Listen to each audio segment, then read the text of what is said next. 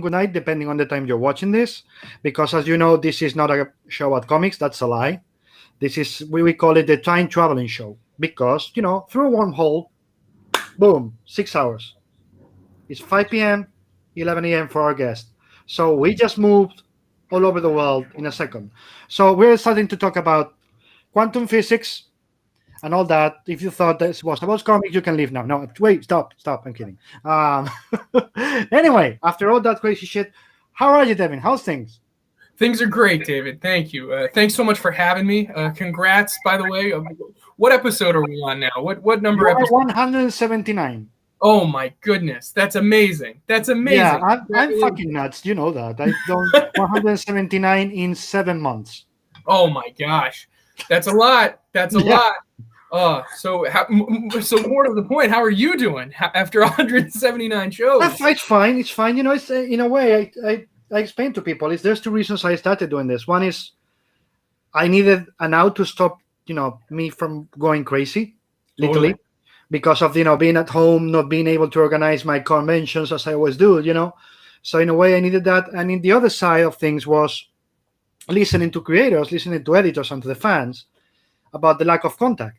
Mm-hmm. So I was like, okay, I have to do something to cover for that, to have so people can see their creators and talk to them and ask them things, or the editors can talk to the fans and explain things, etc., and trying to cover from colorists to editors to artists to writers to everybody involved, so people could have not a convention, but even something closer when they can be here and just ask anything. So in a way, it's a health machine, and in another way, it's something for you guys and for the fans. It's like when you think this needs to be done and you don't care about how much effort it's going to take or the money you're going to make, because it's literally zero, nada.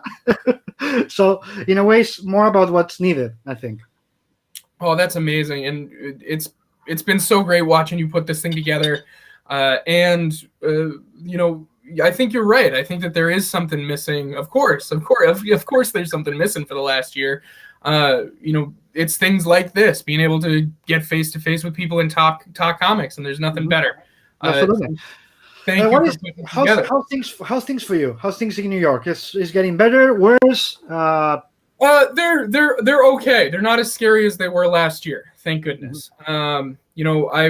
I go out in my neighborhood. Everyone seems to be pretty good about masks, which is great. I've got a little dog that I walk, and we stay our 6 feet away from everybody, which is also because he's a little bit. He has a temper. He doesn't like people getting too close to us. So he was ahead of the social distancing curve. My dog. He's been socially distancing. He's like pull up. He's like, nope. Yeah, nope. 6 feet. If he could, he'd have a yardstick. Like he'd tape 2 yardsticks together and keep people away. I need a haircut, but really, thank you. I appreciate that. For the last year, really, it's been amazing because, like you said, I've learned a lot about what it's like to work from home. That's probably been the biggest change. Is that now, when I call Ryan or Donnie and I'm begging them for pages or anything, or just even checking in with them, like the difference that sort of phone call can make. It's been really eye-opening, and it's been interesting to be able to do it while staying safe, which is the most important thing. I'm being less of a bastard now than I was at the beginning of this, but I'm gonna do this every time somebody complain, about being home. I was like, welcome to my world for the last 20 fucking years. Yeah. And they're like, well, now I'm starting to understand. Yep. So stop being a pain. Every time the dog begs to go for a walk, I call Ryan and I tell him I know what it's like when his kids are asking for help with their homework. Like there's always something knocking on the door. So it's definitely been eye-opening. But it's also, it's been a great experience too, because we've been able to spend a little bit more time with family. That was maybe a silver lining in all this.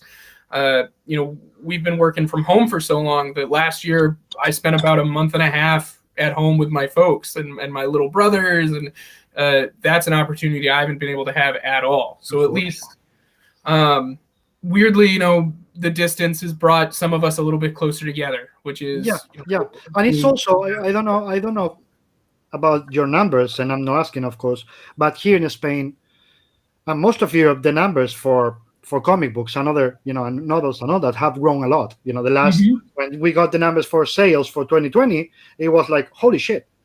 So this, if we're getting something good out of this pandemic, is that the habit of reading at home has come back, and in a big way. And I think it's going to keep growing. Now, as I always say, when you get the bag with comics, you cannot it's always with you. Can't get rid of it. It's been the numbers, knock on wood, that's been a huge relief, is that the market and the shops, especially the shops, like there's nothing I love more in comics than going to a comic shop and going through the short boxes. And for a hot second last year there, that looked kind of like a scary prospect. Like that was a little bit of a scary thing to go do. Is how many other people have been in those short boxes? I hope they were wearing masks. Yes, those gloves. Give me gloves. I need gloves. Exactly. Gloving up like going into surgery. I'm not being able. I gotta be honest. I've not been able to touch long boxes without gloves. I always see. Oh, you're always ready for having in my pocket. I just go. One pocket is the crap bags for the dog. Yeah. Yep. To pick up the crap, and then the other is the gloves. I just go there wherever I go. I just have to put on gloves just in case. Just in case. Better safe than sorry. Yeah. But the fact that even shops are able to be open is such a great thing. And one thing that's super interesting, like you say, is that I think people are reading more. One thing that we're always surprised at is things like omnibuses. The Infinity Gauntlet is still, right up there and maybe selling more now than it ever did before. And I think it's because, people get through watching those movies and they want to read the books that inspired a lot of those stories. So anything we can do to, keep eyes on the books and things like that. And it seems that staying home and reading is a thing that people are doing, which is nice. What's been huge this year in Spain? Well, the last 3 months. It's fucking heavy. It's I don't know if you can read it. Oh, is that Legion? The full Legion 5 years later. Oh wow! It's never been edited in the US like this. It's the full 960 pages. That's a serious book. Oh my god! It's the whole 5 years later. Given Tom and Mary Beerbound. That's amazing. Oh my god! They gave you as a gift if you bought it. That's crazy. That's rad. Oh my god! And those are serious. So this thing is being a huge seller. Is what you're saying. The omnibuses, reading comfortably at home. But okay, imagine I'm your doctor. My name is Victor Frankenstein. Very nice to meet you. This Rotring pen now just became a syringe. So I just grabbing you, pop. I just gave you 2 shots, and with this, the rest of the world. So I just ended the pandemic. My gosh! What were you waiting for? I didn't have my coffee. I didn't have coffee. So, I know that feeling. I don't no caffeine, no godly superpowers. I'm sorry. That's all right. That's all right. Everyone's got their. So now that I'm healed the fucking world, I don't know if they deserve it, but I did it because I'm a good guy. You're a nice guy. What is the first thing that you've been dying to do for the last 6 months? Since March, actually, it was a year already. Wow, since 1 year that you've been avoiding because of the pandemic, etc., that you are like, oh my god, this is the first thing I'm going to do the moment I'm free. Oh man, I think if I can get tickets, if Dr. Frankenstein over there has tickets up his sleeve that he can get me, I want to see The Music Man on Broadway.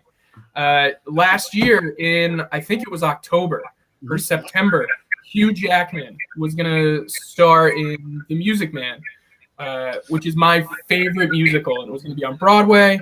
And he's so dang talented. He's such a great singer. And it was supposed to go into previews in September and kick off in October, and then Broadway shut down. So if the world's back up and running, I think that musical is the first thing I'm going to. Do you know that I saw Hugh Jackman and Daniel Craig together in Broadway? No way! In what show? Stay Rain. That was, wow. I think, I don't know, I don't remember how many years ago, but that's what 1 year when I was going with Paloma, with my wife, to New York.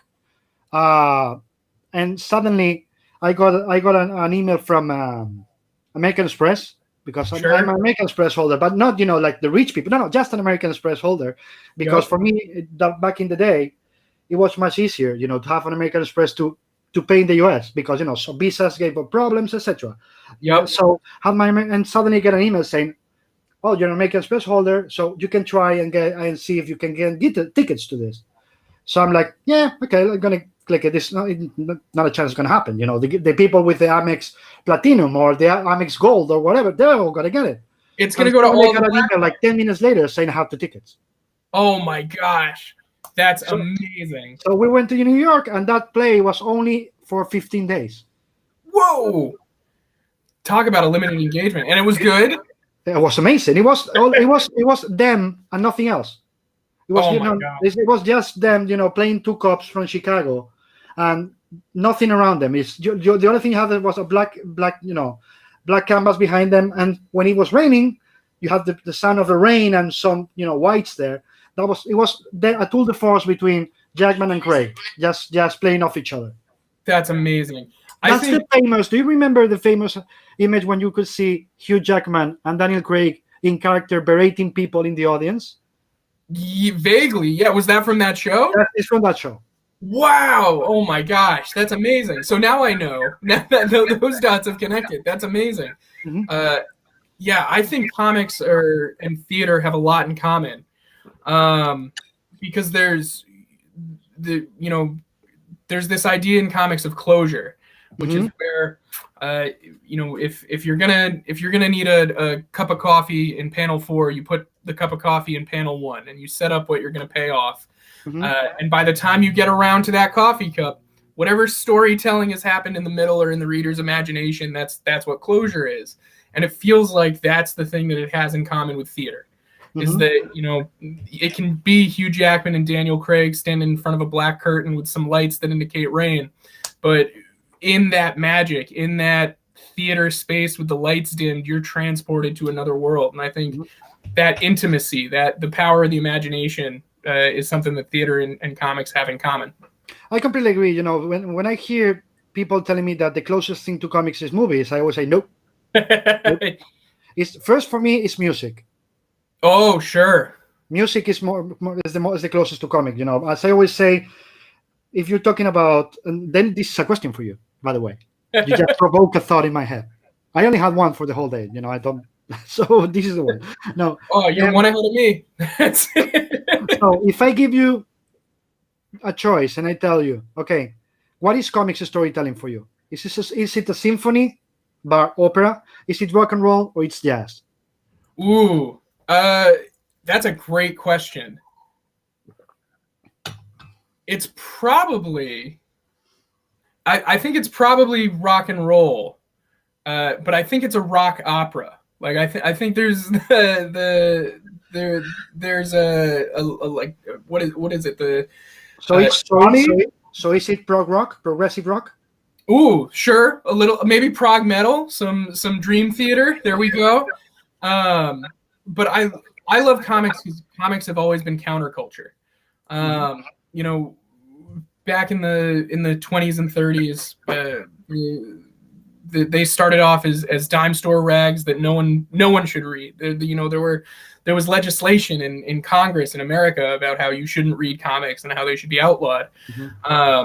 And the idea of kind of sticking it to the man, for lack of a better term, I think is something that rock and roll has in common with comics too. But there's a lot of jazz to it as well. You never know when, or maybe even funk. Maybe there's a little funk, because so much of, particularly these days, the process of making comics comes out almost in the last week or two. Once the book is drawn and as you're bouncing around the lettering and things like that, because of the fact that we're working digitally and it takes a second to send a writer or an artist a PDF, it gives them a minute or two to think about a new idea. And so in that way, there are some elements of improvisation, or suddenly a book is going a little bit earlier than we thought it would. We need to make the story line up just right. All right, here we go. Rat-a-tat-tat-tat. But I had really never even thought of the music connection, but you're so right. And I wonder, if theater is the visual and a lot of the thematic elements as well. The comics have, if theater explores those, I wonder if music like explores all the heart. If the emotion of a story and music, I wonder if there's something to that. But then we get to poetry. Oh my God, you've got them up your sleeve. You're ready to go. You've given this a lot of thought. Yeah, you can't imagine how much. Yeah, I am always thinking about the language. That I'm crazy, you know that. So that's the part of my craziness, which is always thinking about the language of things, especially in comics. And I always think about the music is the emotion, yeah, but the poetry is the color. Oh, that's beautiful. And that's then of course you have the theater, because let's be honest, superhero comics especially, they are larger than life. They are theatrical. They have to be. It's melodrama. When I get sample pages from somebody, and this like this, I always say no. That's the reason. There's a reason Stan Lee, got on the fucking table and started, and he always quoted Shakespeare, because he was always thinking superheroes are theater. So that's why I think that the canvas we have in comics. And please, if you don't agree with anything I'm saying, just send me to hell. Correct me. But you're the editor, I'm not. I'm just, making shit around. I always think that our canvas is theater. Mm-hmm. The emotion is music, and the color is the poetry. I love it. I think that's so on point and so true. The power of color in comics. I think it's a close run thing between colorists and letterers. Mm-hmm. The most unsung heroes in comics are. But for whenever I think about colors, I always think about Justin Ponzer. Rest in peace. Justin was such a tremendous and terrific collaborator, and also an incredible talent. And Justin, he had probably the best eye for detail of anyone I've ever had a chance to work with. So it's interesting that we're talking about theater, because there's so much crossover between theater and comics, not just thematically or in the storytelling or in the structure, but also in like in disciplines and in professions. I was actually a theater major in college. Nick Lowe was a theater guy. Stephen Wacker was a theater guy. Ellie Pyle was a theater person. The Jake Thomas is one of the most theatrical people in the biz. Jake, no, no, that guy doesn't like to perform. No, it's a stone face. No. Very low affect. But so in going to college for theater, there were a bunch of different courses I had to take, one of which was a stage lighting class, and learning, in theater about how you put a gel in to change the color of the light, and then you put a different shade in, and that gives you a different color. It informed at least a curiosity in me about process and things like that, because there's always something you don't know is one of the things I live by. And Justin would sometimes take a book down to the wire, and I think he would admit to that before anybody. So when because I started at Marvel right after college, so I think a couple of years in, when I was 24 or 25, we were trying to get a book out. And, in comics, we send our books to the printer on Fridays. So Friday afternoon rolls around, and I get on the horn with Justin. I think we had seen a batch of pages from him, 5 or 6 pages. And I was on the phone with him at the end of the day, and I was like, Justin, what are we going to do about this? How are we going to, what's your plan? We've got until Monday morning, but how are you going to get through these 15 pages over the weekend? And he always had a plan. And I promised him that after I left for the day, when I got home, I'd give him a buzz just to check on him. Because one thing that I hate asking people to work over the weekends, just because it's how I'm wired. Mm-hmm. But also, I don't like anyone feeling like they're out in the wind, mm-hmm. or they're out in the cold. So at least to check in before the weekend, I told Justin I'd give him a buzz. And when I called him from home, he was only halfway through another page. So I told him, all right, we're gonna talk until you're done with this page. And you're gonna zoom out, and then you're gonna be able to go to bed. But you're gonna be so anxious to get me off the phone that we're gonna talk. And I was half ribbing him, but Justin loved the company, like on the phone, and he had told me before that there was something about talking that helped loosen up the mechanical process, like the technical process of coloring. So I started asking him about process. Like I vividly remember I think I was cleaning my bathroom, and I told him, like, I'm going to clean my bathroom, you're going to color this page, and then we're going to be done for the weekend. And what Justin used to do, and this was probably the most educational experience I ever got about colors, Justin used to take a full 20-page comic book. He'd put all the pages out. He'd break it up into scenes, the same way you would with a television show, or the writer would do with the script. Once he had figured out what the scene breaks were, he would figure out what the emotional beat in those scenes were. Like what is our main character feeling? Are they angry? Are they sad? Are they happy? From there, he would build like a basic color palette. And he would, for scarier moments, he would use warmer or more intense tones. For more emotional moments, he would use, richer purples and things like that. Like everything he did was story focused. And that wasn't enough for Justin, because after he had figured out the emotionality of the scene, he would go into the backgrounds and he would isolate every light source. So every standing lamp, every street lamp, every ceiling light, he would figure out, okay, so these are where my light sources are coming from. And as a theater person, I totally understood that, because that's so crucial to what you do on the stage. He would figure out what kind of light bulb or light would be emitting from that light source. So if it was a street lamp, would it be a nice yellow warm light? If it was a hospital scene, would it be a pale fluorescent cool blue? And then he would apply that to the color palette, like the emotional color palette he had built. So he would isolate the light sources, the color temperatures, and then the emotional palette for the story, and he would combine all of those things. And then as he was doing the actual job of coloring, he would figure out the directional technicalities about the light. So if the light was overhead, that's a spotlight on top. So you need down shadows. And then he would go in and he would put all of that detail in there. So there's a reason that he took things down to the wire sometimes. But just speaking from a level of craft, like I don't think I've ever had a better education, because I could wax on. Should I go clean my bathroom? Because I could just run through the entire conversation I had with Justin again. But the thing he would do was he would take that emotional color palette. Let's say it's a Spider-Man shot, and if Spider-Man is in a bright white light, he would take the pure red of Spidey's costume and he would color the interior of the incline. So the part of the costume that was actually on Spidey.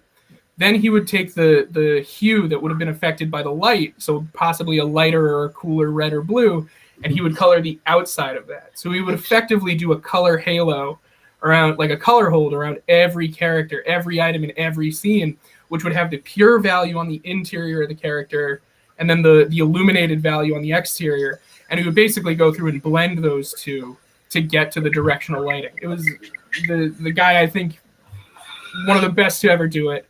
And it's maybe one of the best experiences I've had in my career was getting to pick his brain. Yeah, and absolutely. So as you just said, I don't know. I'm hearing myself now. I was before. No. Anyway, I was saying that by the end of the day, it's amazing to know the reason behind, as you said. He took it to the wire, but there was a reason, because he was analyzing every single bit of it. And that's why you get such an amazing work out of him, right? Yeah, and the payoff was every page you got from Justin floored you, regardless of if it was an interior scene at a cafe, a quiet moment in a library, or Miles Morales fighting a supervillain from the future. Like the guy could color anything, and just a gem. And what we say we stand on the shoulders of giants. Justin is certainly a giant. Absolutely. Yeah, and he's missed. We can just say that. Daniel Valadez, hello, greetings from the Mexican Caribbean. Hey, can we go with you? Send some You weather. don't start conversation that way, making us feel envy. No, you don't. You just say, I'm in the Mexican Caribbean. Oh, the weather is shit. You just say that. But Yeah. that's cruel. That's You cruel. want to be here.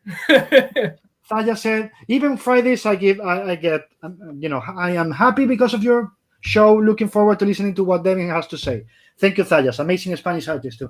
Pedro Mercader, hello everyone. If there's something, what are the things that the current runs of Venom and Daredevil have in common? Ooh, that's a great question. Their editor. Yeah, that's the answer. Sorry, bye. Next. No, I only get in the way, but I think the thing that Chip and Donnie and Marco and Ryan and everyone who's participated in both books has really brought to the fore is that they're unafraid to break the characters. Mm-hmm. One thing that you can look at both Venom and Daredevil and see is that in Venom #1, Venom has a spiral eye and isn't listening to Eddie, and that plants the seeds for where we are now with the King in Black and Null's arrival to Earth. And in Daredevil #1, Daredevil accidentally killed a guy. Like that is a huge moment in that character's life that Chip and Donnie and Marco and Ryan and Frank Martin and Sonny Go, who colored our first arc on Daredevil, they were unafraid to pull any punches, and I think that's true across the line when you look at any, or even across Marvel history, or comics history, or any history, when you look across successful runs or stories, it's those stories that aren't afraid to hurt the characters that really succeed. And you look at Immortal Hulk. Like I love what Al is doing on that book. I think that Al and Joe, it's so special. And if you look at things like Miss Marvel and Champions, and how the champion status quo is being challenged currently with Outlawed, like I think that is such a special book and story, and it's because the creators aren't afraid to put the characters through something. Mm-hmm. And that was actually something. So I interned at Marvel with Steve Wacker and Tom Brennan and CB and then Ellie. But one thing Steve was always a big proponent of was making the characters' lives harder. Mm-hmm. Iban's in the comments. That whenever you have a choice between letting the character do a thing that makes it easier or doing a thing that makes their life harder, or a circumstance, you put them through that harder thing. Because that's what makes a hero, is how you test their mettle and you see what they're made of. Yeah, it's what we said before. It's the theater, it's the drama, it's the Greek, the Greek tragedy that we all learn about. In your case, even more, of course, because of theater.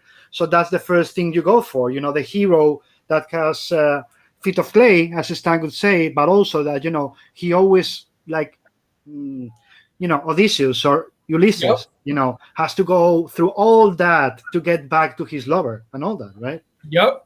And I'm always aware of traps. Like it feels like there are sometimes traps that we can fall into in stories, like, oh, it's an evil clone, or oh, it's the secret brother, or things like that. But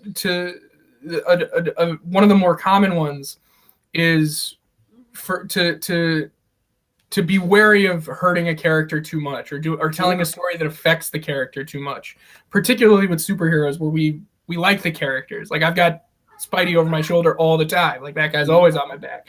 I think that we do get a little bit of hero worship where we're scared to really break these things. And a great example is in Venom number, I'm going to screw up the issue number, I think it's 11 in Donnie's run. Donnie, Ryan, Iban, everybody has done so many crazy things in this book. But the moment that made my stomach drop, that I got worried about as an editor, was in Venom number 11, where we see that Eddie hit a kid as a drunk driver when he was in high school. And when I read that moment, that made my stomach drop. I was like, do we really want to do this to Eddie? And I talked to Nick Lowe, and Nick said, absolutely, because the fact that your stomach dropped it means it's working. Like, it means that you're doing something that matters. So don't shy away from that. And ultimately, I'm glad we did, because I think it's one of my favorite moments, not only in Donnie's run, but in the character's history. Like, I think it informs so much. And, you know, Chip is kind of doing a similar thing with the paces he's putting Elektra through. Like, I love Elektra as Daredevil. I was a little wary of it at first for kind of the same reason. Like, do we want to break Matt quite so much? But ultimately, it's paid off in a big way, and I think it's really special. Absolutely. Pedro also asks, says, I think that Venom is more relevant than ever in the big scope of things. He was the center of 2 big crossovers. What was the hardest thing about pushing that edgy character to that space? Oh, that's a great question too. Well, there's a silly one. The hardest thing for me as the editor has been getting artists to not draw Venom's tongue. I hate Venom's tongue, and for obvious reasons. You know, it's been around for 25 years. But when I took over the book, I put a moratorium on the tongue. So I have been everyone's favorite editor going back after I get the pencils for things and say, but can you get rid of that tongue though? But more to the point of the character, I think the thing that has really succeeded with Donnie's run, and you know, Mike Costa's run before it in Venom Space Knight, it feels like we've been on a trajectory with Venom for Bond's vouching for the tongue hate. This character has been on a trajectory for a while, but I think that Donnie and Ryan have really navigated the fact that the symbiote is scary. That thing is a monster. That thing is an alien from space that is eating Eddie alive, and it should be scary. Like a moment I love is when it's revealed to Eddie that the symbiote had been manipulating his body chemistry to give him cancer, or to make him read like he had cancer, which is always a story I'm wary of, because, you know, cancer touches everybody's life in a different way, I think. So it's a thing that you have to do judiciously and properly and considerately. But the fact that whatever emotion Eddie felt for the symbiote, it didn't seem to be reciprocated in that moment, I think is the fulcrum that the whole story kind of rests on, is that the love that Eddie pours into that thing, as much as it might spout that love back, I don't know that the symbiote feels it, and I don't know if it's even capable of feeling it. I don't know if it knows what love is, but it. I think that speaks to kind of the metaphor at the center of the character, which is that it's a toxic relationship. So Donnie, Ryan, Iban, all the people who collaborated on Absolute Carnage as well, not being afraid to lean into the fact that these things are creatures. They're not people. They're goopy aliens without faces, and if you let them, they'll get inside your head. I think because I love Venom. I've loved Venom since I was 14. I remember being in high school and having to convince people that Venom was cool. And now it seems which, let's be honest, for a while it was difficult. We are where we are now, but it was for a while convincing people that Venom was cool was a thing.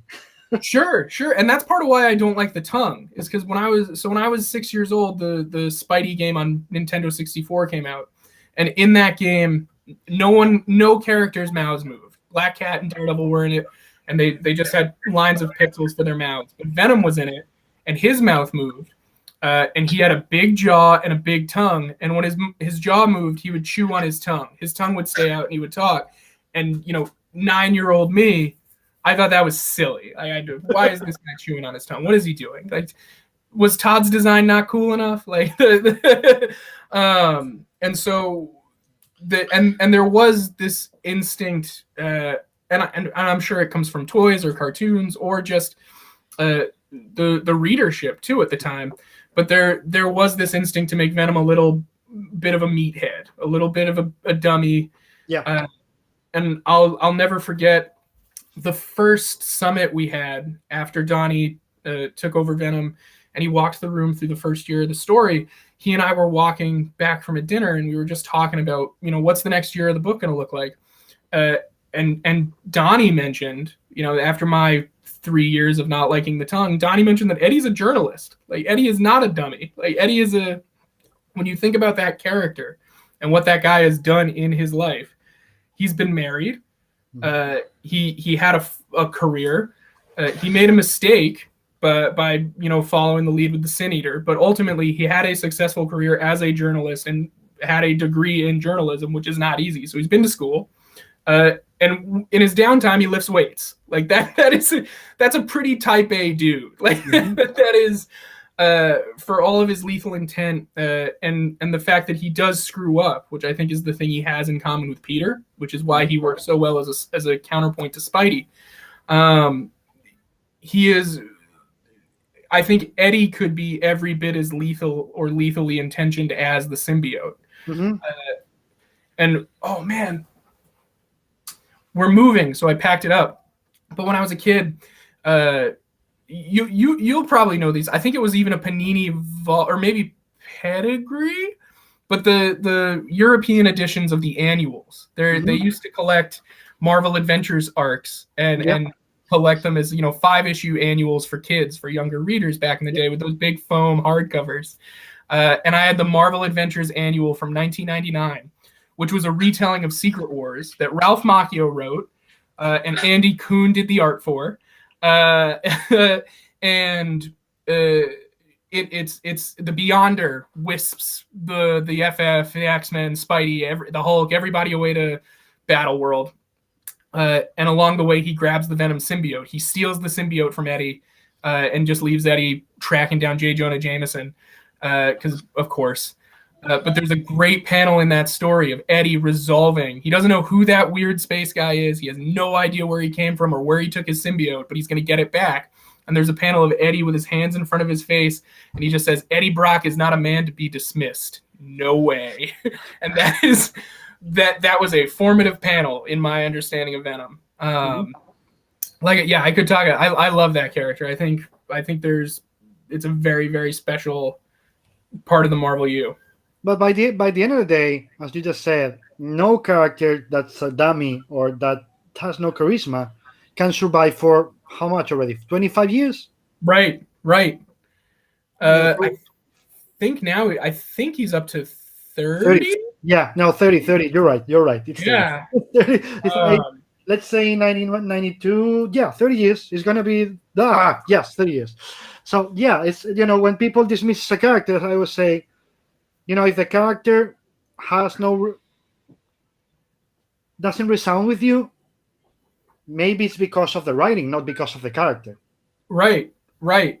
Or just the take, like the book that you happen to grab.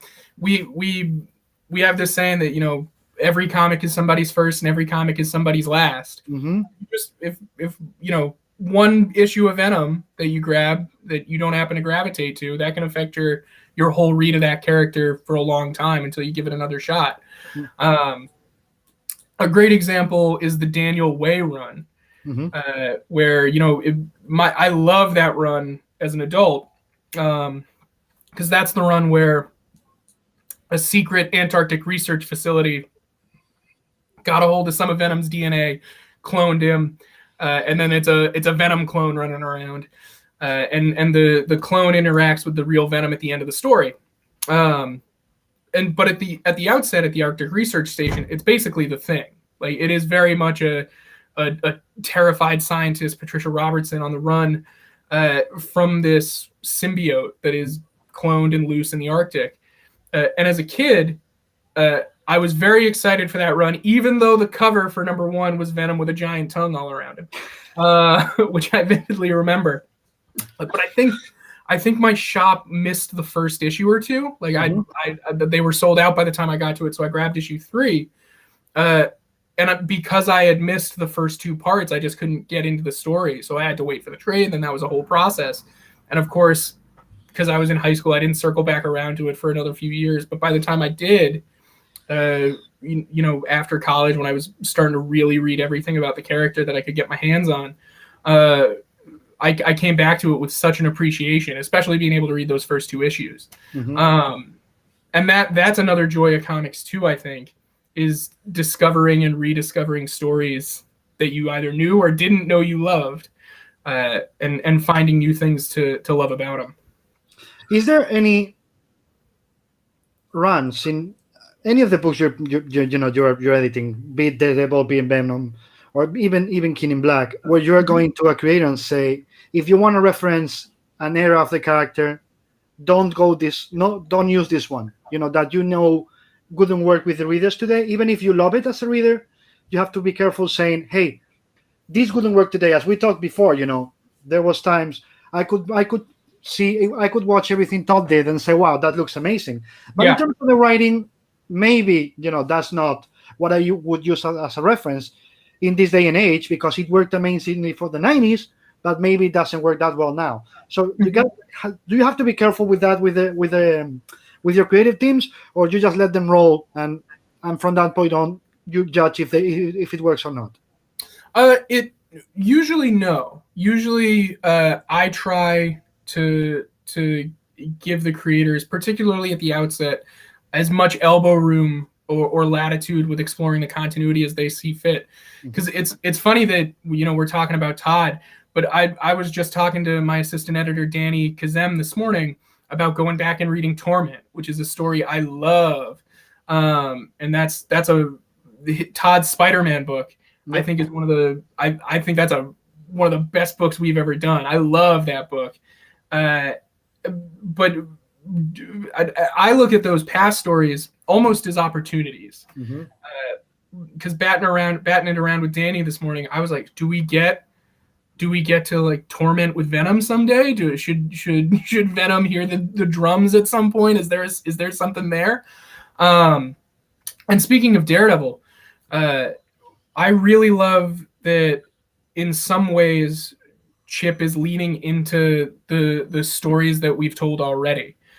Like, this is not the first time Matt Murdock has been to prison as it's unfolding in this story, but Chip is doing it in such a way and is so unafraid when he's writing his scripts that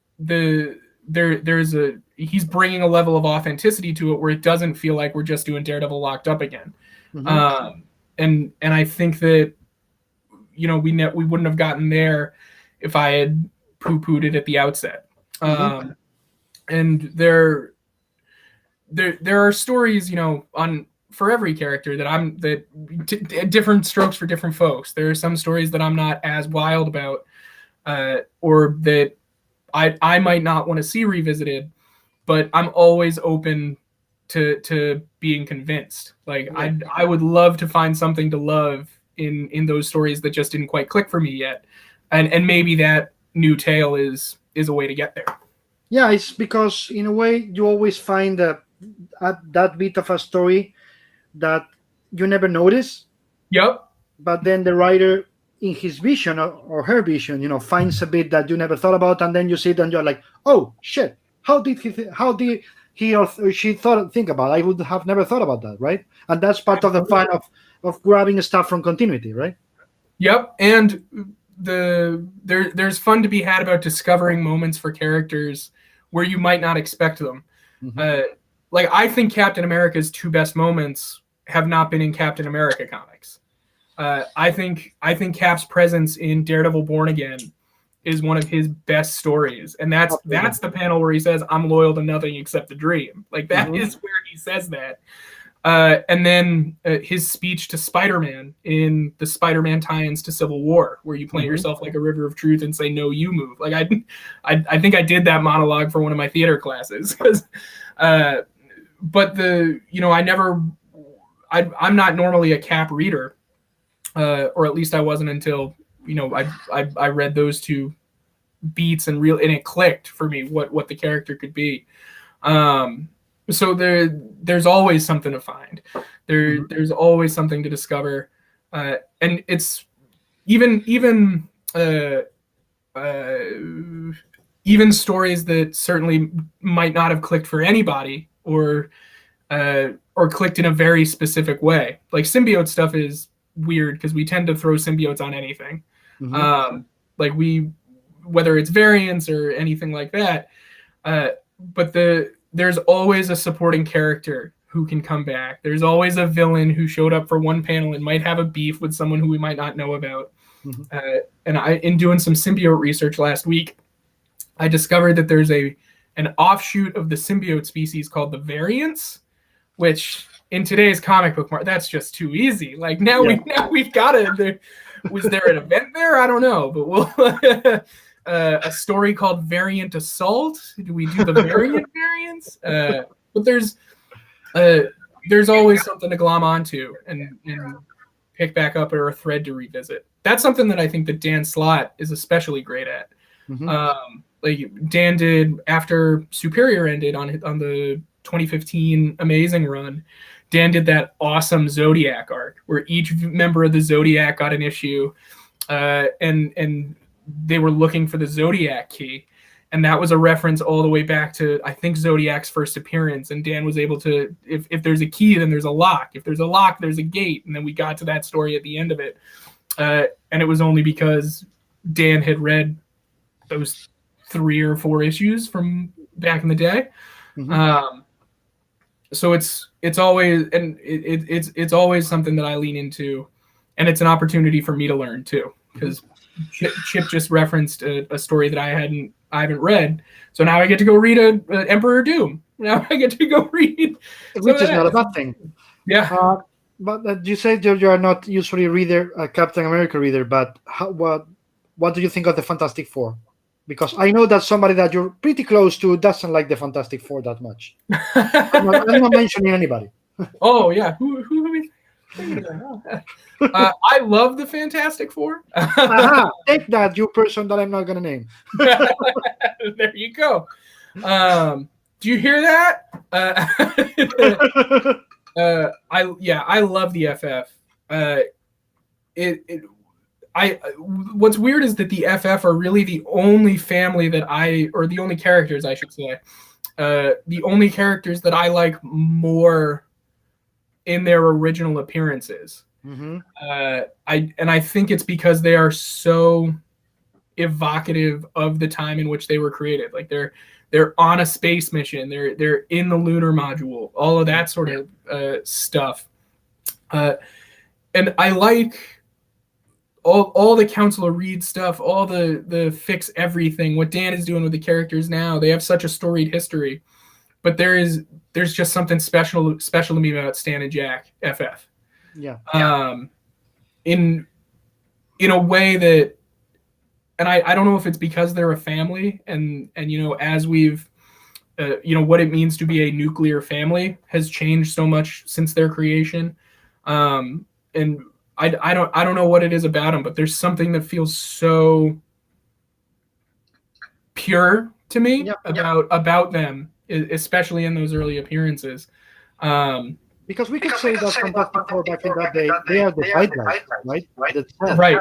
Right. There's many ways to define it, but in the end, they were part of the side guys. Everything was happening in terms of drugs or in terms of the space, like you said, the space travel and all that. Everything, social movement, Black African American people's rights, women's rights, the civil rights movement. Absolutely, it's possible. We were seeing it reflecting in the Fantastic Four. That's something that people doesn't think about very much. But I always tell them, look at what Stan was doing. Yeah, Jack was doing his thing, of course, amazing, genius, best ever. But look at what Stan was doing in that sense about including the zeitgeist of the day in the Fantastic Four mythos. Right, and particularly with characters like Ben Grimm, who can't change how they look, with Reed, who seems to be able to do anything, with Sue, who can't be seen. And Johnny, who sometimes lets his temper get the better of him. Mm-hmm. They are all such distilled and crystallized characters, particularly in those older stories. And there's so much melodrama. Like I'm a big fan of classic Star Trek and the Twilight Zone. So yeah, I guess I got a real mid '60s bend to my pop culture. But they are in that tradition of storytelling, less so the post 1980s action movie, blah blah, everything's blown up sort of aesthetic that everything leans into now. And I think part of it too is Doom. Like, you can't talk about the FF without talking about Doom. Yeah. Is he the best villain ever? Maybe. I think he might be. He could be. He's certainly in the top 3. He's got to be top 5. But so nobody at DC gets mad at. Oh, okay. Let's include Luthor and Joker. So okay, let's say Doom is top 5 because the other 3 are Marvel. I'm sorry, DC guys.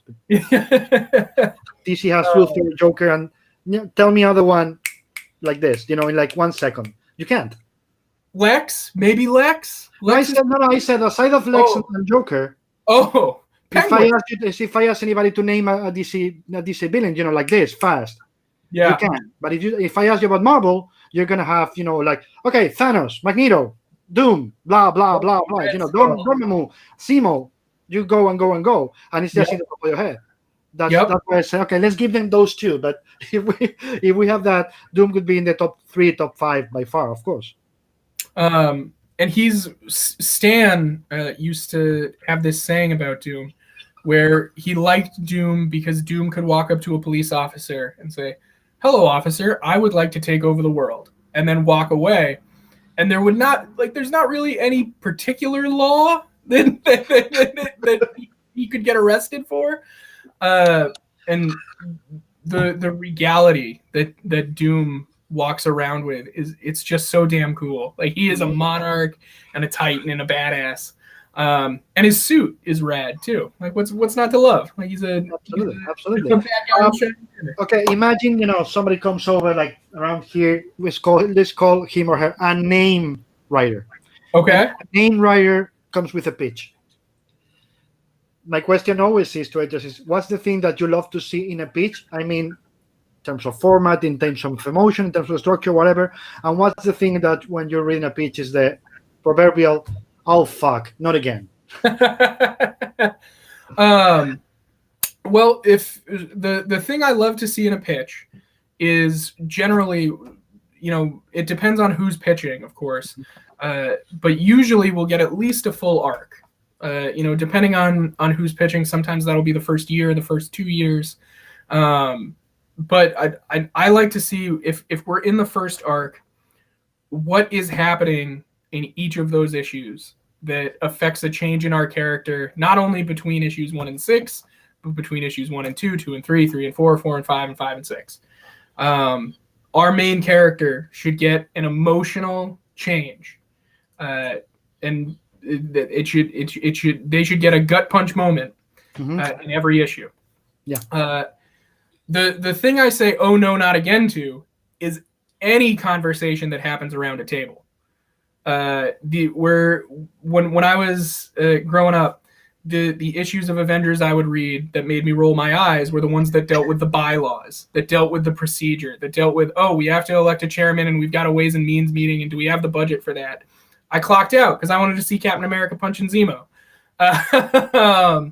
So if the headquarters or the base of operations is the thing we're spending a lot of time in, that's something that I look to avoid. Anything that's static, that feels still, or like we're not propelling the story forward with every page, is something I think we should avoid. Steve, one of my jobs when I was an intern was every week when we had offices, when we were at offices, we would get deliveries from the printer about a week or two ahead of when the books go on sale. So we would be able to look and, if there were any things we needed to fix for the second print, things like that, we'd be able to catch it. We were able to catch them then. And I used to have to put the books from Steve's desk onto the bookcase and organize the bookcase for the Spider office. So it was that way if we needed to pull any issues, we knew exactly where they were. And like on his monitor, I think he had a sticky note that said, "No one owes you their attention. Give the reader something on every page." Yes, absolutely. And Sana, who I worked for a few years, had the same sort of mantra. And there's also a similar sort of thought about the art, is that if you're drawing a Spider-Man or if you're working in a Spider-Man comic, ideally Spidey should be on every page. And not only does that keep your character in the story, and it's what people are coming for. But the practical idea is that then the artist can go sell that page. Like then it's not a bunch of people sitting around a table that sits on the convention floor for years. Like maybe you sell that page a little bit faster. So that's sort of what I look for in terms of things to avoid. And another big thing that I look for that is worth including is what is that oh shit moment. For Venom, it was the spiral in the eye. For Venom and Donnie's pitch, it was the dragon. The dragon erupts out of the ground at the end of number 1. And as soon as I saw that, Donnie had me hook, line, and sinker. Like I saw Venom dragon. Dunzo, don't need anything else. That's such a cool idea. Like that is so and it's also a thing that's never been done before. That is pretty critical. And another thing that Chip or that Venom and Venom and Daredevil have in common is that pretty much every person on those two creative teams has such a strong sense of aesthetic.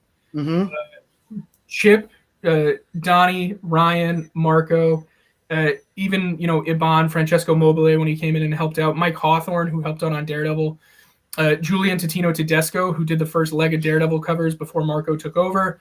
They bring such a visual identity, and every single visual is impactful. And Donnie and Chip too, to their credit as the writers, they are such visual thinkers. Like Donnie came with no spiral. Donnie knew that we got a bad guy. He needs an icon. Like these are superheroes. If not the corporate, but the salesmanship part of it is that we need something we can put on a T-shirt.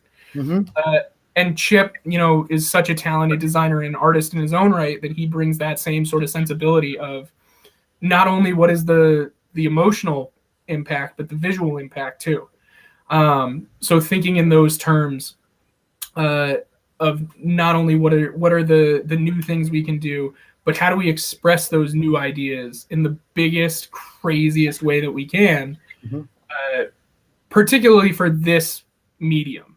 Like I might have a different opinion if I were working at a different publisher, if I was working, for the graphic novel division of Simon & Schuster or wherever.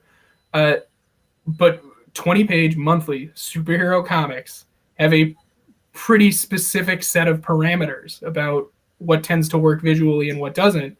And the stuff that works is explosive. Like you said, there's a reason Stan got on the table and pantomime.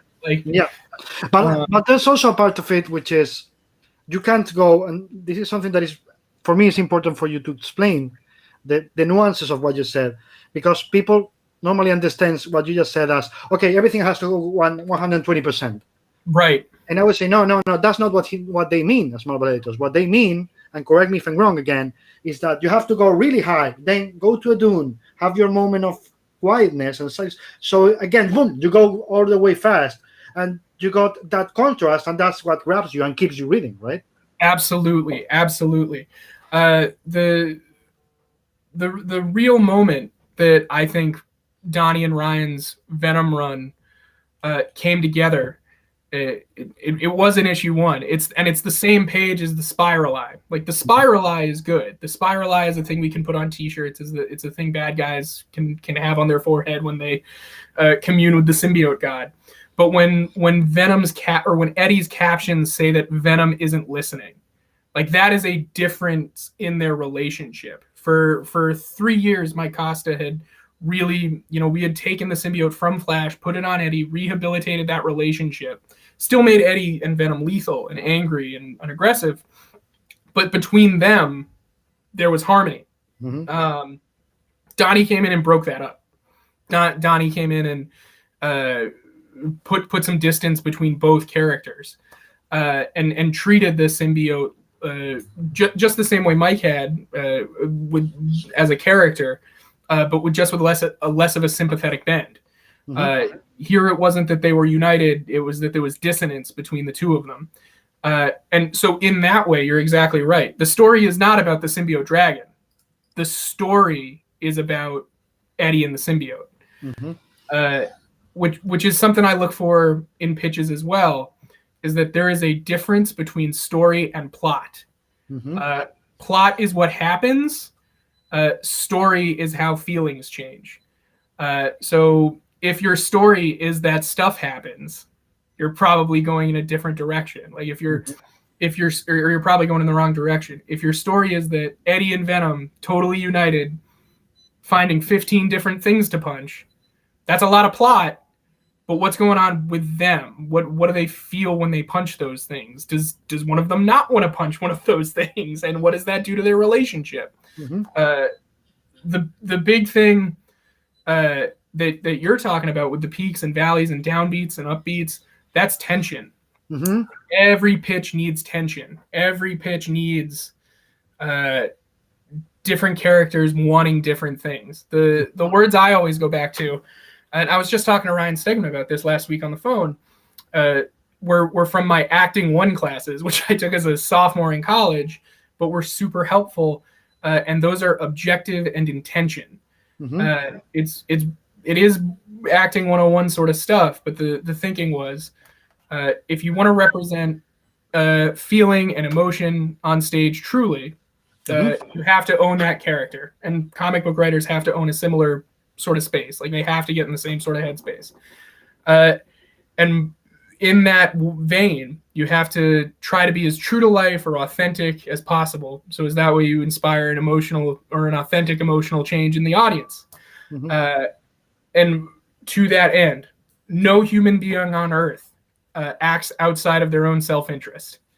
They're maybe in superhero comics, they might occasionally, but by and large, human beings on the planet operate with goals in mind, with things that they want. Nobody is completely selfless. That's not true. Exactly. And some superhero characters are more selfish than others, and that's where we get the Peter Parker versus Eddie Brock. That's where the fun of that comes in. But if what does your character want, and that's their objective, and what is their when they do something to attain that objective, when Cletus Cassidy pushes Eddie in front of the train in his first appearance, what is his intention? Like Cletus's objective is to kill Eddie. When he pushes him in front of that train, is his intention that the train is going to hit Eddie? If that's his intention, what happens to both his objective and his intention when Eddie dodges that train? So that relationship between thought and deed is also something that's worth exploring in the pitch, because that's where your drama comes from, is from one character wanting one thing, another character wanting another thing, and them pulling in those two directions. And sometimes that's, punching and kicking and venom tongues and fangs. But there's also, as you just said, there's something in the middle, as I always say, which is, does that character really want that? Right. Because in many cases, what I love about Donnie, what I love about Chip in your books, is that they keep me thinking always, does Eddie or does Matt, do they really want that? Or they are not sure about what they're doing? So I'm doubting because they're doubting. So it's, as you said, objective deed. By the end of the day, we're telling the reader, hey, this is what I want you to think. Yeah. But if you dig a bit, you're going to see that the character is not sure about what he's doing. So what I'll do next, changing the course, is not something that comes out of thin air. It's something that I already told you. It's there. When I put the doubt in your head, right? And that's such a human thing. And I think that is, in some ways, that's what makes a Marvel character a Marvel character. Yeah. Is how much the reader can sit in those characters' heads and in their decision making. Because I just a few weeks ago I saw Inception again. There was a drive-in in Brooklyn that did a screening of Inception, and every character in that story except for Leonardo DiCaprio is laser focused. Like every character knows exactly what they want, what their job is, and along the whole, there are ways in which that's a very comic booky movie.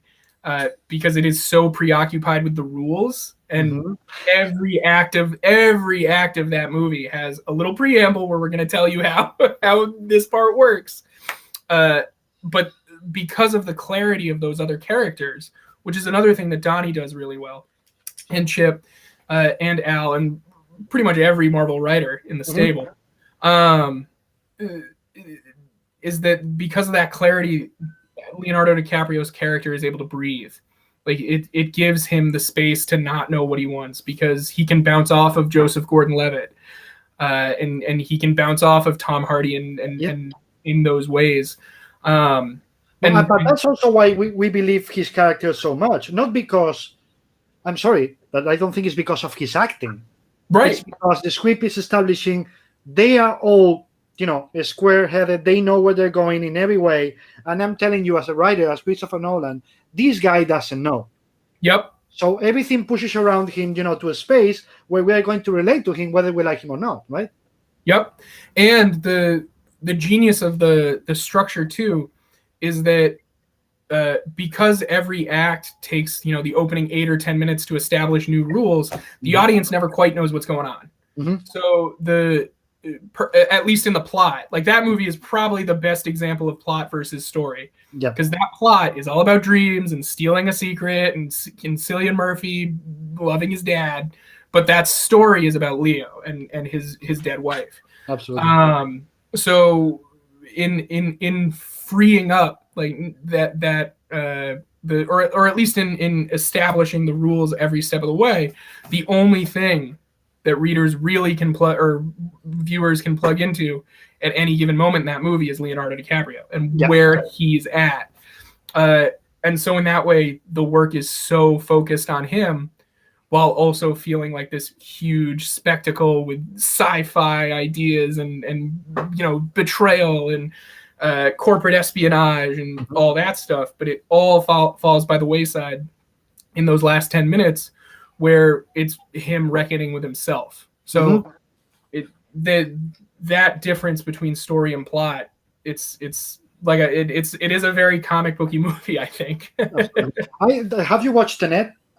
Not yet. I was gonna say, I think that's, let's say, in terms of being comic booky, that's elevated to 100. Oh, I can't wait. I wanted to see it. It's Nolan saying, do you like this and that? So, I'm not going to go mysticky or anything. I'm just going to go full force.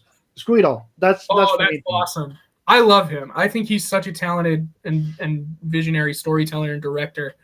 And he is, I really think, in terms of not someone to model the creative process after, because no one should try to imitate anybody, but his style is so visual and so cathartic. Like there is not a lot of preoccupation about the intricacies of things like plot or crime. Like you can look at The Dark Knight. I don't know that all the families, like the crime family stuff, quite makes sense, but the Joker and the way that he bounces off of Batman in that movie is so damn good and emotional that I forgive that movie a lot of grimness just because of that dynamic. And I think it's something that he is so good, and he's someone to look at too for inspiration about form. Like Inception is a very plot heavy movie. Interstellar, speaking of quantum physics earlier, like that movie deals with time travel in the weirdest, craziest, apparently most scientifically accurate way. It is absolutely accurate. It is. It's the rule. The rule was it has to be scientifically accurate, or at least everything that's on the movie has to be in certain rules where it can happen. There couldn't be any fantasy, where they knew, okay, this is fantasy, it couldn't be real. Was, that's what he had Keith Thorne there, saying, nope, you can't do that.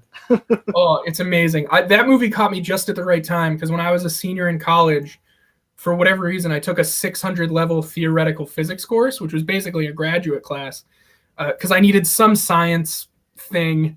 I needed some graduation requirement. I needed to satisfy some graduation requirement, and I didn't want to take a 100 level course. So I took like advanced or mid-grade theoretical physics. And at the start of class, on the first day, the professor looked at us and he said, "By the time I'm done with the semester, this sentence will make sense. But right now, if we're on Earth, it is a universal and scientific probability, which is to say more likely than not, likelihood, that 365 million light years away, there is a planet with sentient life, with the capability of looking at, or similar to how we have telescopes, at least imagining or visualizing space, which means that they see Earth as a star, but if they could look at that Earth, they would see dinosaurs, even though they exist at the same time as we do, across space. And it's because the light from Earth would take 365 million light years to get to that other planet.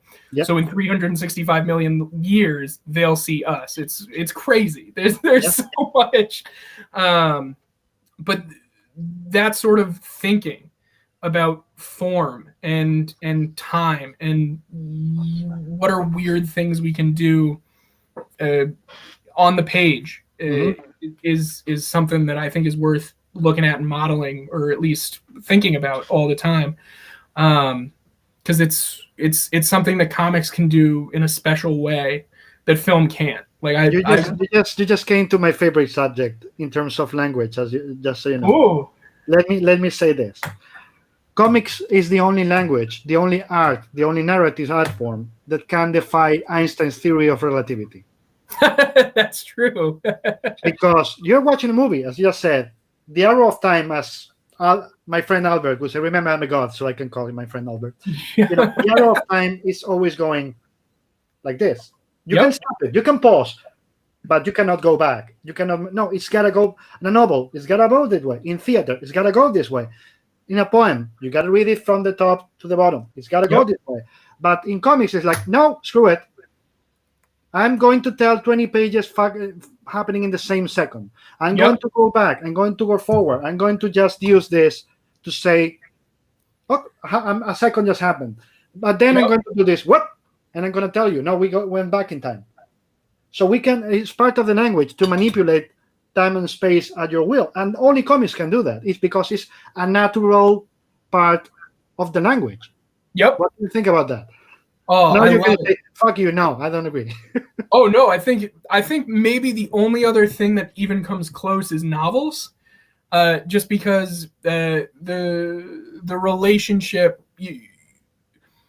because there's no visual component to a novel, you can hold information from the audience, which I think it may not play with the relationship between space or space and time quite the way that comics can.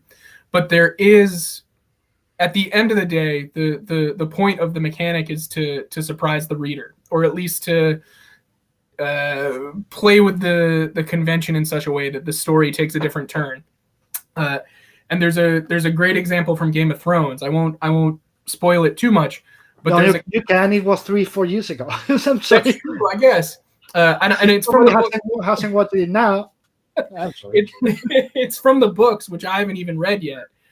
So this moment's been spoiled for me in the books. Thanks, Nick Lowe. But Nick. I kid. There's a character who you think dies in one of the books of Game of Thrones. In the next book, they introduce a totally new character who is described entirely differently. But it turns out that those characters are the same, that the guy never died, that he was taken in by an enemy army and basically brainwashed. And that's, having not read it, like even recounted to me by Nick, that's an amazing idea. That's something that I think it plays with convention and expectation in such a way that film and maybe even comics to a lesser extent, because we can always fudge cheekbones. We can make people look strange. But with film, you have actors like that. You have to completely restructure the drama of that moment, or forego it, which is why, never judge a book by its movie. But I do think that the comics have a special place in in the way that the imagination interacts with them. Mm-hmm. And there is, because of the stasis of the images, the fact that they're not moving, you can play with convention in a ton of ways, and the timeline in a ton of ways, or and not just in the abstract. You can do also very literal things. Like someday I have a fever dream of like I'm nursing a flame to do a Mobius strip the same way Dan Slott and Mike Allred did in Silver Surfer. Like that book is so dang special. Yes, and ambitious and kind of brave too. Like I think putting that story out there, particularly in the circuit, the way that narrative works, I think that's a tremendously special thing. And you couldn't do it on TV. Like you can't really even do it in animation. You can't do it. You couldn't even do it in prose. Like there are, it really is the synthesis of the visual and the ethereal, I guess. The ideation of it. It's really special. But we were talking about rules. How important it is for you as an editor to know the rules, to be able to break them? Oh my gosh. Is there any, I don't know that there's anything more important, to be honest. Well, it depends on who you ask. There's people who think, you don't need to know the rules. You just need to break them. And I always tell them, no. Power without control is worth nothing. So I am very rule oriented. Like I would, I think anyone I've worked with at this point, certainly Nick Lowe, speaking of Nick, because when I was Nick's assistant on Spider-Man, I imagine I was a pain in the neck about web fluid, how long the web fluid takes to dry. Does that quite work? I love the rules. I think that particularly with characters like superheroes, I think rules are critical. Jackie gets it in the chat. The symbiotes are hey Jackie, I haven't told you. The symbiotes are a great example. Mm-hmm. I don't know if you saw that Venom movie. The Venom movie, gotta be honest, I couldn't finish it. I thought it was so bad. I was like, no, I can't. I just can't. I will watch it one day when I'm, possibly drunk. There you go. I love that movie in some ways. There are some other ways that I find it a little frustrating. But the kid in me, first off, amazed that we have a Venom movie. Unbelievable. Awesome. That's true. Validation for 15-year-old Devin. He is cool. But one thing that I wasn't as wild about in that movie is the fact that Venom can make a blade out of his hand, that is the dumbest, most comic booky thing to get hung up on. But when I was a kid and I read Carnage's first appearance, the two things Carnage could do that Venom couldn't was throw parts of his symbiote off of him and they would retain their shape. That's when he throws spikes out of his fingertips. But he could make bladed weapons out of his hand. Like he could make an axe out of his hand or claws. And that was the thing Venom couldn't do. Like Venom's special power was the stretchiness and shape-shifting and occasionally sometimes tendrils. Yeah.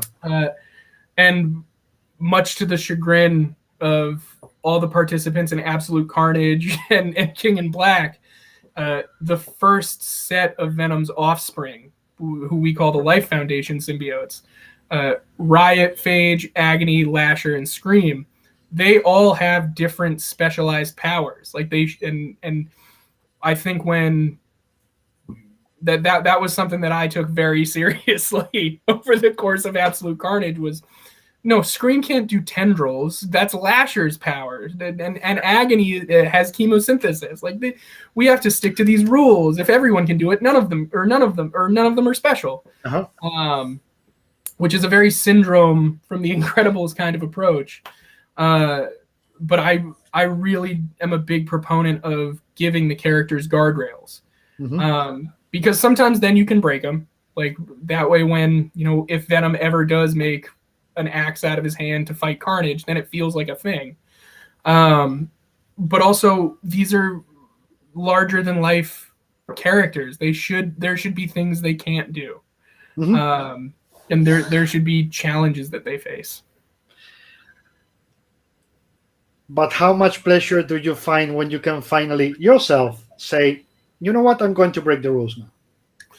It's tremendous. It is a ton of fun, and it's kind of the culmination of what we're doing in both Daredevil and Venom. Mm-hmm. Daredevil sort of flies in the face of every rule that I would think we could have, which is it's got two Daredevils. First off, Matt is in prison, which is, like we mentioned before, it's not the first time it's been done, so there's a reason to be wary of that. We've got a new lead protagonist in Elektra, who has, had some incredibly storied runs and arcs in her time, but has also there's some weird Venom. There's some similarities to Venom and Elektra, insofar as they've often played very specific roles in the comic book market. So the fact that we brought her to the fore is something that I'm thrilled about. But and Daredevil kills a guy. Daredevil kills a guy in the first issue. And it's in a superhero book. So remember, people, in the first issue. Yeah, like the first 10 pages. And so in a lot of ways that story should not work. And it's a testament to Chip and Marco and the work that they've done that it does. And those are all kind of story rules. There's also, I think it's worth mentioning the rules about the form too. Like I've worked with a lot of artists, and particularly folks who are doing, some of their first Marvel work or their first work in the business in general. They love to break panel borders. There's that like story traps. There are artistic traps too, and breaking panel borders is one of them. Because at the outset it feels dynamic. Like it feels very big and explosive, and it's not. I'm sorry. I explode. Let's go, please. it can be confusing too. Like if every comic is somebody's first, if going by that axiom, if there's a figure that overlaps 3 different panels, what order do they read it? It's not as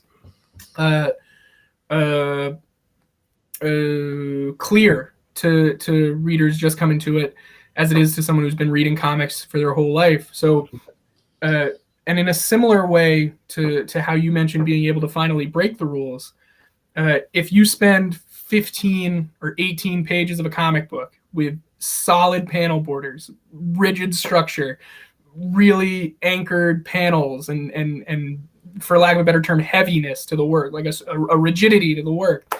The second you do a double page splash or a spread or you break those panel borders, it's going to feel so much more meaningful. So it is a question of what rules do we break and when to make the experience the best for the reader. Or you can bend them in the way I just said, about breaking the panel borders. Is you bend the rules saying, I remembered once years ago when Axel was still at Vertigo and Chirello was at DC. One day, having a coffee or something with them, we were talking about this, exactly about the panel borders, because back in that day, you can imagine it was bigger, much bigger. Yeah. And we were talking about that and about how and why you do it. And they both said at the same time, just this phrase, like boom, it was like, if you do it, there's got to be a reason for it. And it cannot be any reason. It's got to be an important reason. Yep. Because if you do it without reasoning, people is going to notice it, and it's not going to work. And that's true of anything, I think. Yeah, absolutely. Any rule that you want to break, going back to the Venom 11 moment where we revealed that Eddie had been a drunk driver.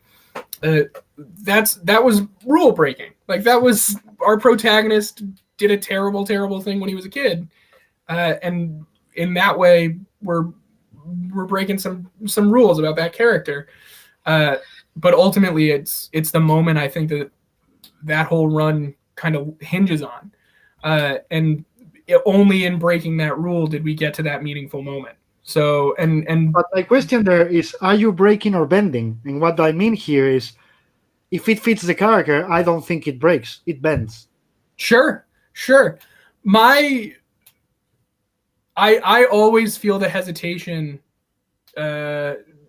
I always feel some level of hesitation to put the character through too much, like that hero worship sort of thing that we were talking about before. Yeah. So if anything, it's probably entirely within the rules to put Eddie through that. It might even be our job description. Yeah. But the moment where your stomach drops, like that feels like the moment where we're probably pushing the envelope. Sure, we might have been bending things a little bit. But the trick with rules is always to, even if you're breaking them, don't break the character. Absolutely. There's always got to be a way back, right? The moment you feel it got to the bottom of the pit and you can get the character back, that's the moment you have to quit it, right? Yep. And a great example, I think, is what Dan, and I think it was Umberto, I might be wrong, did with Original Sin in Amazing Spider-Man. When we learned that Cindy had been bitten by the same spider as Peter. Like that's breaking a rule. Like that is almost like the cardinal sin of Spider-Man is that spider bit him. Circumstance, it was crazy, but that was it. But the idea of no, that spider bit someone else, like that is breaking a rule in a way that, now we have another Silk book coming and it's incredibly special and it was so additive to the universe, but without taking anything away from Peter. Like it didn't assert any predestination on him. It didn't. She wasn't out there being a better superhero. It wasn't. She didn't stop the mugger from robbing a different store, which drove him into Uncle Ben's path. None of that story stuff was broken. And so the flip side is that in breaking the rule about the spider, we get an amazing new character who gets to bounce around the Marvel Universe. Because they got to add something to the character. Yep, exactly. Ethos, not to bend or change like that, oh, suddenly, Bruce Wayne has a brother. Like, wait, what? You know what I mean? Or any other thing we've seen in the Marvel books for, it's 60 years. So there's got to be something. But in a way, it adds to the story. It doesn't subtract or it doesn't change it. It didn't change anything about Peter or his history. It just changed that, okay, the spider bit somebody else. And when I read that, I was like, well, yeah. It's a spider, of course, could be. Yeah. So it didn't feel like something that was just added just because, and there was no rhyme or reason to do it, right? Right. And another thing that I think of frequently is in Charles Soule's run of Daredevil, which I was fortunate enough to work on for a few issues. The character Reader brought Mike Murdock into the real world. He was reading some files. And he had read some info from the time that Matt was leading that double life as his own twin brother, and inadvertently made Mike Murdock a thing in the Marvel universe. That kind of breaks a rule too. Like generally speaking, it's the Celestials or whatever Marvel universe deity you want to call on that can create life or anything like that. So that was something that Charles and I worked through a lot. That was a process of, well, all right, if we're going to bring this guy into the Marvel U, what does he remember? What does he know? What's inside of him? Does he have a soul? So sometimes in breaking rules, and poor Charles was stuck with me, Mr. Rules centric over here. So I had to go through the whole, what are the technicalities of this thing really? And now that's something we're able to pay off again in Chip's run by making, with Mike making himself a real flesh and blood person and kind of answering some of those questions. So in that way, rules, particularly story rules, can also provide new avenues. They can if you overthink it, sometimes you can think your way into a new rabbit hole or a new story. Yeah, to open a new door, right? Exactly. Yep. Jackie asks you, are there things you love to see in comics that you have to actively restrain yourself from doing too frequently? Web swinging. I can't web swing. Oh, you mean in the books? That's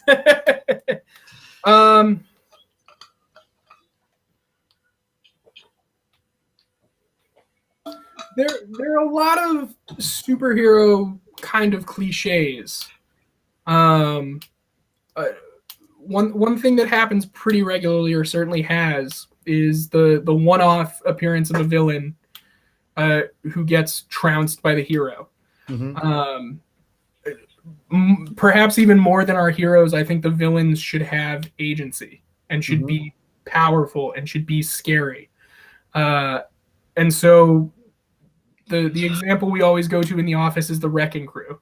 You see the Wrecking Crew show up, they get beaten up by the hero, and they get arraigned, and then they get released, and they're off to do criminal stuff again. But those are 4 dudes with Asgardian enchanted demolition equipment. They should be scary and intense and rad. And I think the instinct to treat these guys like jokes, and to undersell the drama is the thing that we do a lot that we shouldn't do as much. I think of the still only $1.99, or still only 199 pennies, or whatever blurb we put on a cover to call out the price. But comics are sometimes a little bit preoccupied with looking cool, and being ahead of being made fun of. So you get moments where the hero will talk about, oh, that villain's got a dumb name, like, boy, that's hokey. And I don't like that approach, because I think, I think it was Steve in a background gag for an issue of Daredevil. There's a villain named Simple Simon the Pieman, who is one of my favorite background gags in comics, and he's a guy with a giant whipped cream pie catapult, and he threatens to hold the city hostage, and Daredevil or Spidey has to come stop him. But even it feels like sometimes Baron Zemo does that same bit, or Magneto does that same bit, or Sabretooth does that same bit, where he knows he's a dummy, or Venom even back in the day. And so the instinct to treat these things as low stakes is something I think is worth avoiding, at all costs. That's like when I always put the example of Ben Grimm, the thing, or Superman. They're lifting a car. Yeah. And when I see that it's too easy, I always tell artists wrong. Like, well, that he can move planets. Like, no, it's gotta always look like it is a big effort. It's like, oh my God, it's so difficult for them. Yep. Even if we know they are, stronger than whatever you can, the strongest man in the universe. We know, but the reader should feel. To use the perfect word before, the tension. It's gotta be tension. If it's like this, why are we going to read superhero comics? It's like they can't. Like it's going to fall on them. It's going to kill them, right? Yep. And I think that's speaking of DC for a hot second, I think that's the thing I always push up against with Superman, is that sometimes Superman stories get preoccupied with the doomsday or the dark side of it all. And the thing I care about most is Ma and Pa Kent. If that makes sense. Yeah, absolutely. Like Soups is a guy who can pick up, that globe at the top of the Daily Planet with a finger. So all the emotional stuff needs to be that much stronger, and so the Superman stuff needs to almost be secondary, which is part of why I love Mark Waid's Superman story. Yeah. And All-Star Superman as well. Like, I think that those are 2 stories that do such a good job humanizing that character, and they do so by not being quite so preoccupied with the superhero biz. Yeah, absolutely. The parts that the Superman stories that I love the most, of course, are the Alan Moore ones, for the Man Who Has Everything and What Happened to the Man of Tomorrow, which is again about emotion, Superman Birthright, All-Star Superman, and the Burns Superman, because he depowered him. Oh, I haven't read Burns. I have to read Burns, Ryan. You haven't read Man of Steel and all that? No. That original miniseries, when they decided after Crisis, you have to depower him. You cannot tell stories with a god. Sure. You gotta go down. You gotta go down. Keep some powers off him, and it made for better stories. But by the end, as you said, for me, the best Superman stories are the most emotional ones. Especially, I don't know if you have read Secret Identity. Nope.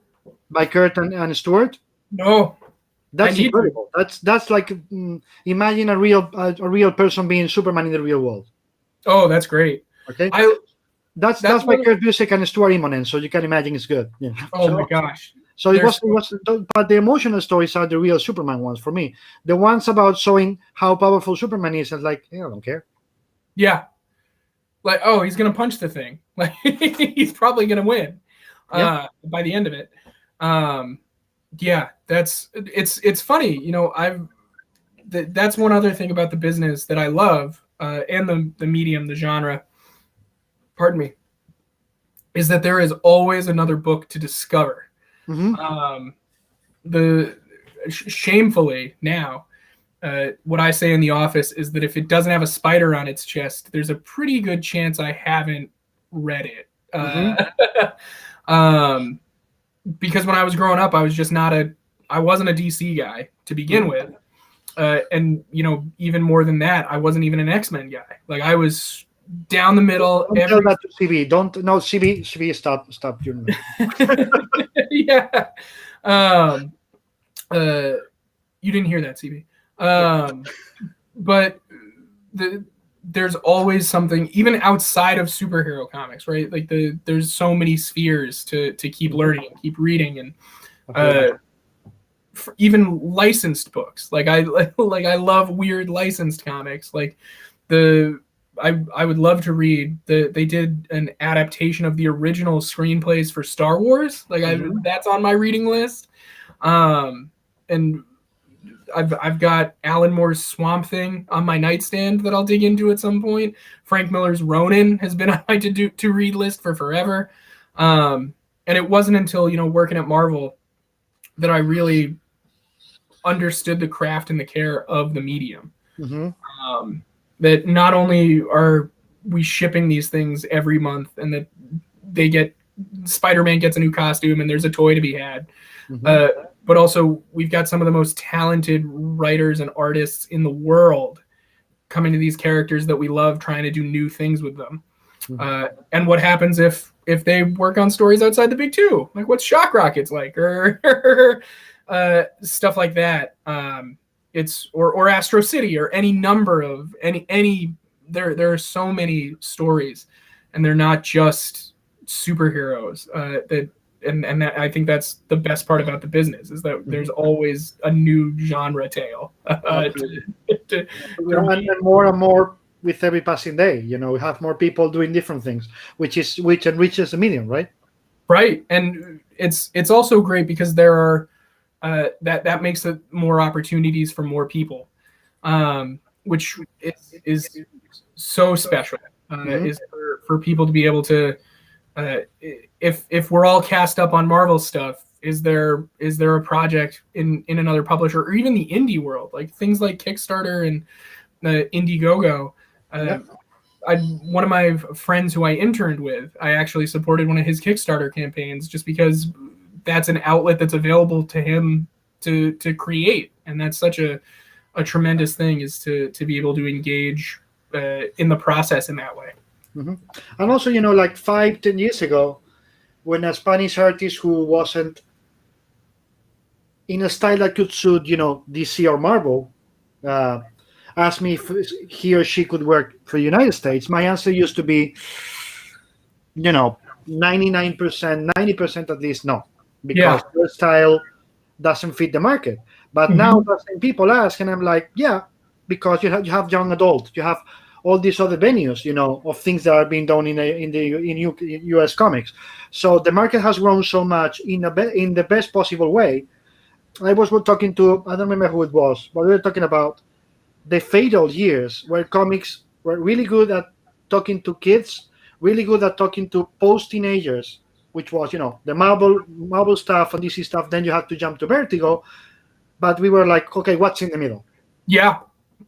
But now we have all those young adults, you know, Simon & Schuster, as you said, Scholastic, everything that Lauren Bison is doing for you guys, or, you know, what they're doing at the DC Inc. and what it's called, and the other stuff, that it's keeping those readers that usually only had manga to go to.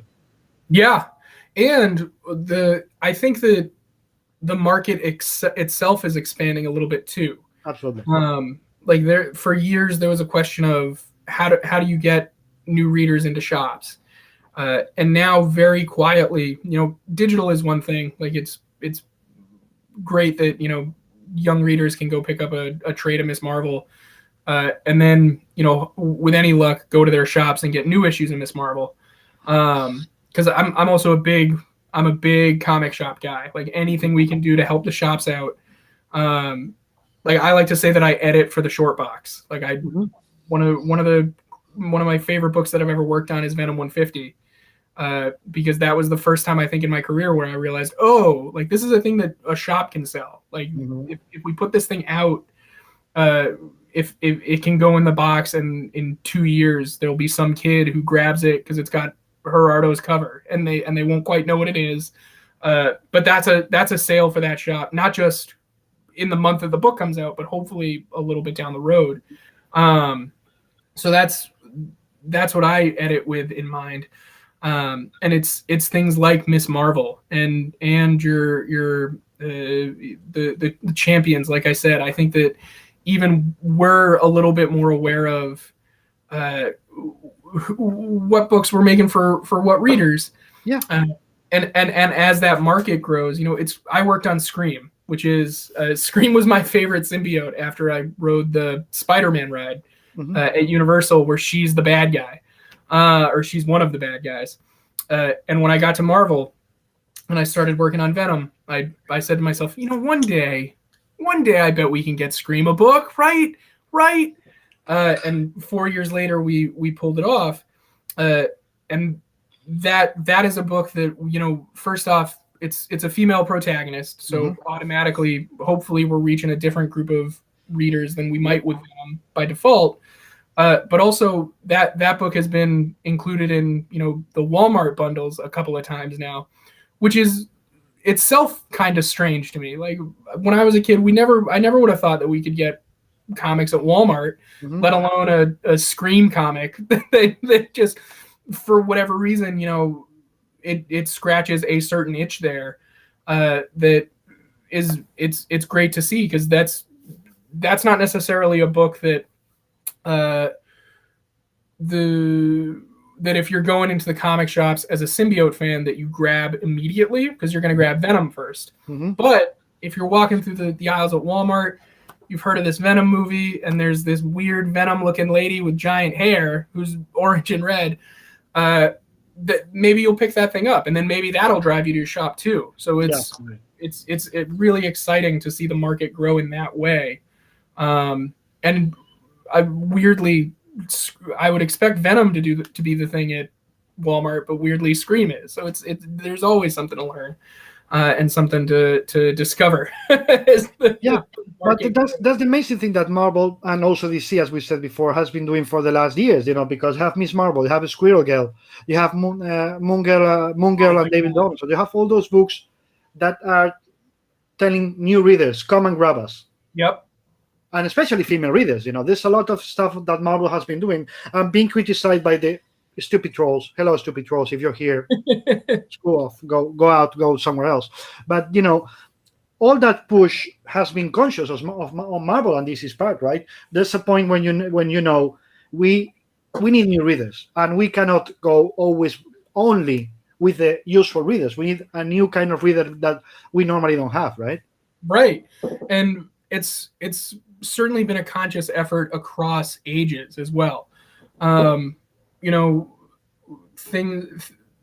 sure that we represent as many voices as we can, and perspectives, especially because I always go back to Miss Marvel.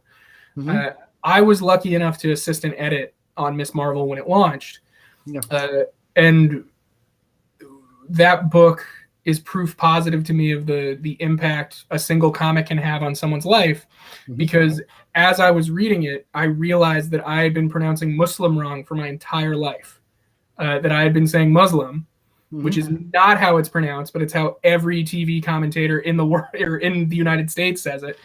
And it's in that moment where, I think Kamala says Muslim to her mom, like someone called me a Muslim again today.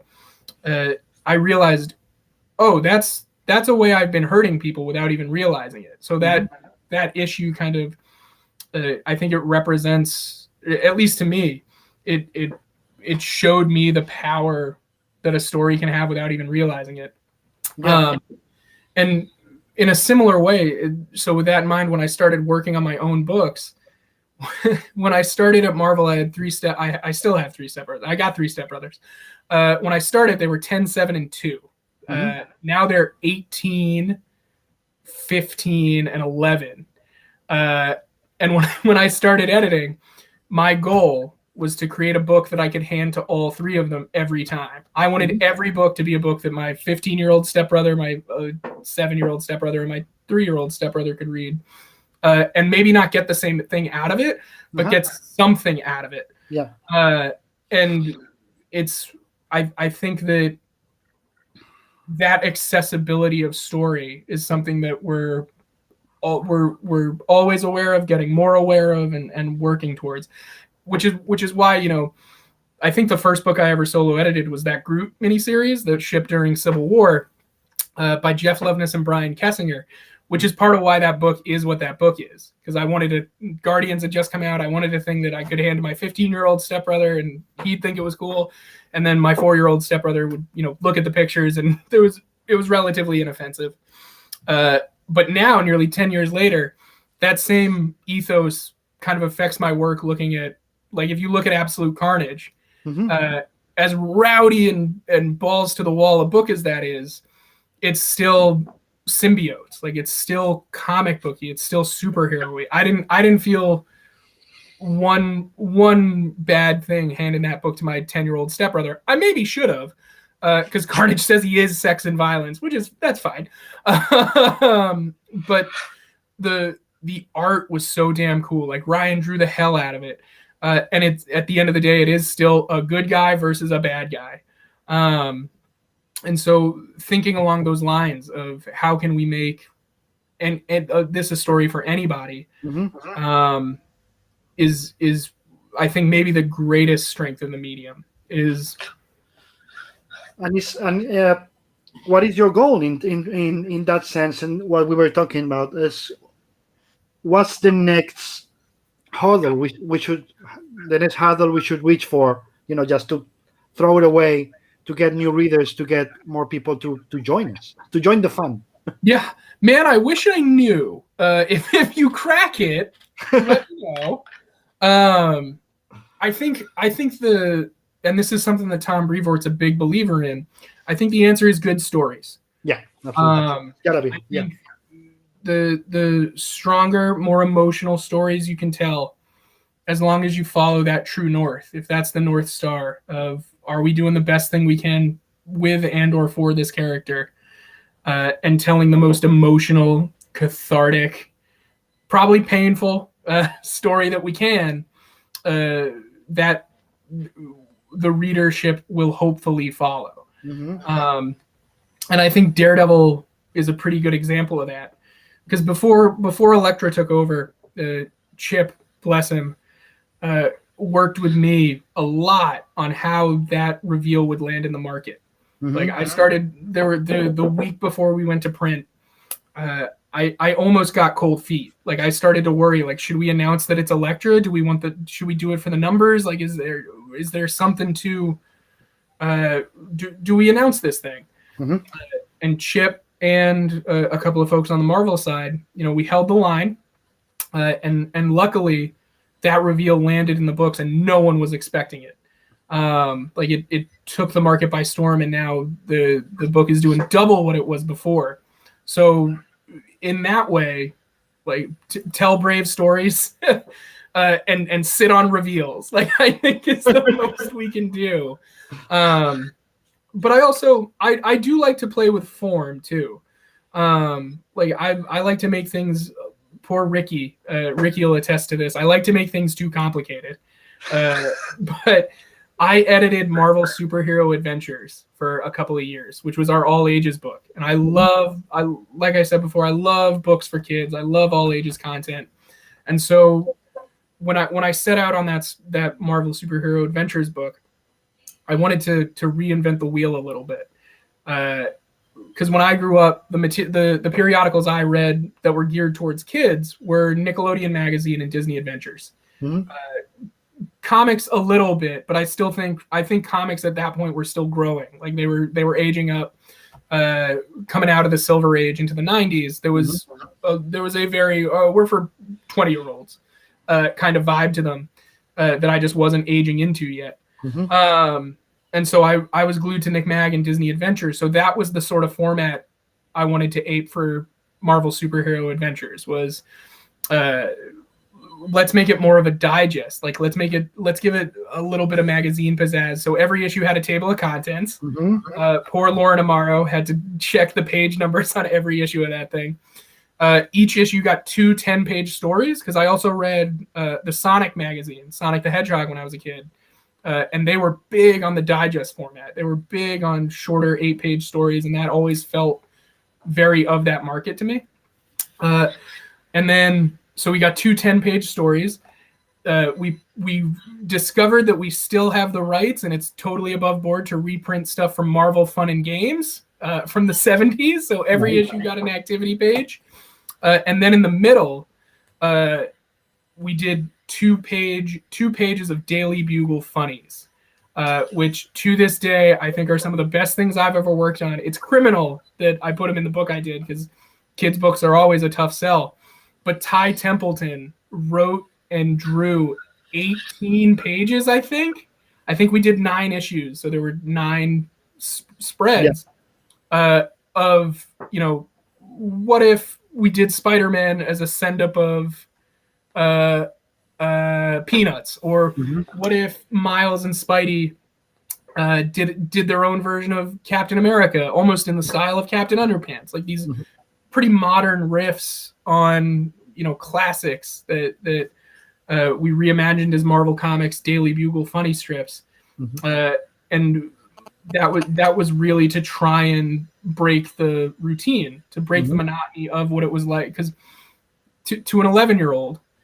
I don't know if they want to sit down. I don't know what 20 pages feels like to an 11-year-old anymore. Like I have no idea. Like in an age of TikTok and Snapchat, what is the consumption habit, particularly for text? So anything we could do to break that habit, I think, is worth doing. So playing with form, and maybe just getting Ty Templeton to do a whole book of Daily Bugle funnies, that would be a dream. That would be amazing. Someday. Jackie's telling you proofreading always did the activity pages a very important part of our jobs. Oh, the best. They were very patient with me on that book / every book. Like I said, I never make anything complicated. Nope. Blinkendraw Costa Rica tells you a big hello from Costa Rica. What can you say about King in Black, and how do you think the event will affect the Marvel canon, if at all? And hey, Captain America took things really seriously. Thanks. He did, but I think that's okay for Cap. Like that guy's been through the ringer recently. Poor Captain America.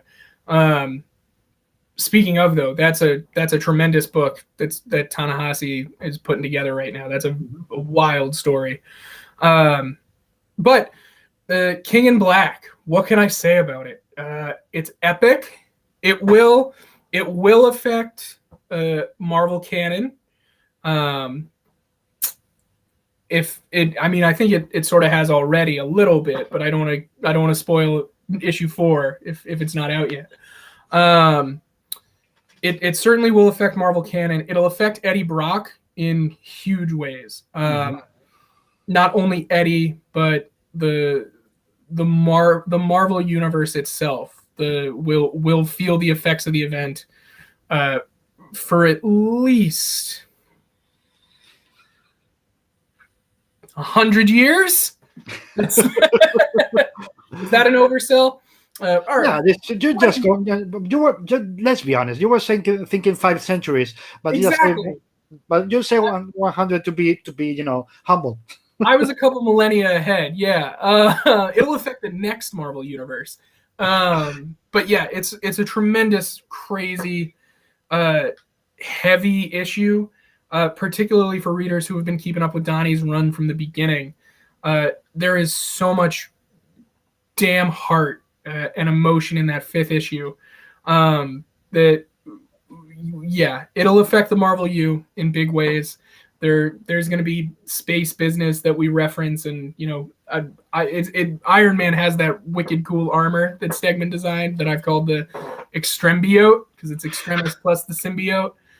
So maybe we'll see that in the Hall of Armors if we're lucky, in Chris Cantwell and Kafu's amazing Iron Man book. But in larger ways too, like Null is the deity of the Abyss, and there's that saying from Nietzsche that the longer you stare into the abyss, so too does the abyss stare back into you.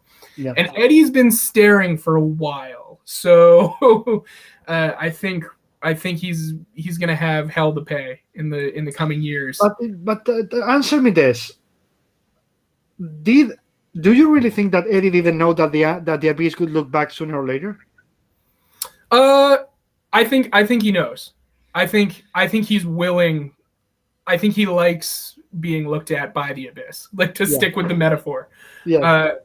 I think at their core, between Eddie and Peter, they're both guys of pretty substantial willpower. They're both guys with vision. They tend to have a pretty decent amount of drive and compulsion to action. But where Peter Parker was selfish as a kid, brushed the burglar off, and it led to Uncle Ben's death, and he now rejects that selfishness, I think Eddie embraces his selfishness. And like two sides to the same coin, where Peter recognizes the selfishness and hates it in himself and tries to push it away before ultimately, giving into it occasionally. Eddie, I don't think, is capable of that recognition. Like, I think he sits in the darkness and has let it kind of permeate him a little too long. He's stewed in it. While we could say that while Peter rejects it, Eddie embraces it, right? Right.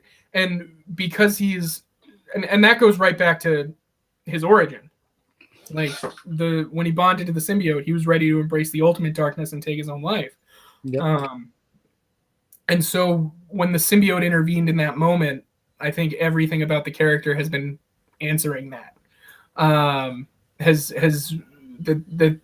There is a lack of fulfillment in that regard in Eddie, which is not to say that he has a death wish, but that is a guy who has already reached the lowest point and bounced back. So there is a recklessness that comes with that, and I think that that's what spins at the core of the character, is that recklessness, and that Donnie captured it so perfectly in Absolute Carnage, when Carnage tells him, "If you kill me, I win. Null's gonna come. Like, Null will arrive, and I win either way, Eddie." And he just says, to hell with it then. And he stabs him. Like, that is Eddie to a T. Like, we'll fight the fight that needs fighting later. Yeah. But today I'll kick your ass. Yeah, I'll worry about the consequences later. Now I just want to kick your ass. Yeah, exactly. Which is, like, Peter, because of the formative experience with Uncle Ben, he's so preoccupied with consequence and responsibility. Which is why they can never be friends. Like, that's why they'll never be. It's like Punisher and Matt in a way, right? Right. It's like they both look at it from the different sides of the mirror, so they can never meet. There's never a place where they can really meet. Exactly. Or any great, like, or Xavier and Magneto. There you go. They really are great foils for each other, because to their core they're different guys. Yeah. Well, as you said before, with and Doom. Yeah. Yeah. And there's always an element of ego too. Like, Peter's very happy to wear a full face mask and still kind of be a wallflower. But there's an element of showmanship to Eddie that I don't think Peter has. Like, Eddie kind of went out of his way to get that Sin Eater story. And because he wanted the headlines, and so there is that element of, I'm number one. Like, Eddie's the best. which is, I think, why the rage against Spider-Man is in there. Like I said, I can talk Venom all day. I'm a big Venom guy. It's fine. It's fine. Jackie says it badass. I guess she's meaning King in Black 4. I think And so. then she says, looking beyond King in Black, is there something you're Jackie, I hate you because that was going to be my last question. So we'll do it anyway, but we'll do it through Jackie instead of me, which is better. Because it's really, believe it or not, we've been talking for 2 hours. Oh my gosh. And I guess you gotta go back to work. It is a Friday. Yeah, that's what I was saying. So, looking beyond King in Black, Jackie says, is there something you're super excited about working on that you can mention here? Oh, yes. We just announced. Jackie, I know you're helping. That's what I just said. And thank you, Drink and Draw Costa Rica. Glad we got a couple of DC, or we got a Venom subscription out of a DC fanboy. Always good. Oh, ABC, always be closing. So the readers who have seen the math or the announcements might realize that, speaking of Venom 150, another milestone is just a few months away with Venom 200. Mm-hmm. We're building that book right now, and it's insane. It's a celebration of Donnie and Ryan's run and everything about the character that has come before, and really sets some special stuff up. And in Hell's Kitchen, so of course Elektra as Daredevil is tremendously exciting. But without saying too much, if readers go back and look at numbering, they might see that Daredevil is coming up on a similar sort of milestone or anniversary. But also in November, for those of you who have been reading Chip's story and have kept up with it, you'll know that Wilson Fisk is a huge part of his run.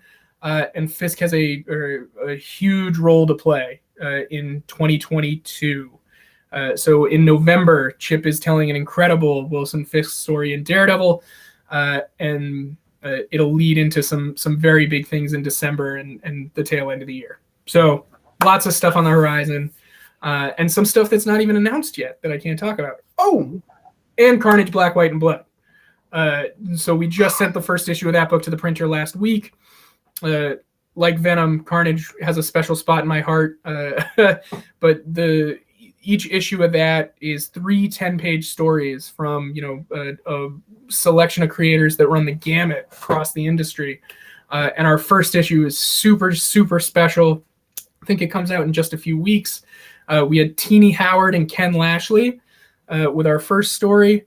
Our second story was by Ben Percy and Sarah Pichelli, and our third story was by Al Ewing and John McCrae, and they are 3 tales of terror and carnage from across the time stream, and it's such a special thing to be a part of, to let a bunch of different creators have a field day with Carnage and see what they can come up with. So there's a bunch of stuff on that horizon too. Okay, and now my side of the question. Yes, of course. Because I love Jackie's side, but my side is, okay, which is the character that you've been dying to work with for years since you started at Marvel? Like, I want to edit that fucker, but you haven't been able to. But you keep telling Marvel around, sooner or later, I'm going to be the editor of that book. Oh man, everybody? Everyone an answer? Okay, everybody. There are so many. Because I am, even for characters without spiders on their chest, like I am a Marvel zombie. Like I'm diehard Marvel through and through. When I had a pull list in my comic shop growing up, it was all Marvel. Man, it's hard to choose. Wolverine is a classic, but I also only like Wolverine with his whiskers. Like I like OG Wolverine, first appearance Wolverine. So some sort of story with him would be amazing. I'm always wary of who my new favorite is going to be. Like for a long time, I really wanted to work on a Star-Lord book, because Star-Lord is especially after those films, there was something about his depiction in the movies that just clicked with me. Like I nursed a Star-Lord flame for a little bit, and it would be a dream to work on Spidey again. But genuinely, I one of the things I love most about working at Marvel is particularly when you work on a character you might not have an immediate affinity for or a love of. When I first started assisting, I worked on Nova, the Jeff Loeb, Ed McGuinness volume that Jerry Duggan took over with David Baldi on. And I had read Rich Rider's Nova and Annihilation and stuff like that, but I hadn't read Sam's run until I started working on it. And 3 issues in, I was over the moon. Like I loved that character, and I'd go to bat for Sam any day of the week. And that's kind of been the most exciting thing, has been sure, it would be great to do a Guardians thing or a Sabretooth book. Why not? Sabretooth's badass, or Doctor Doom.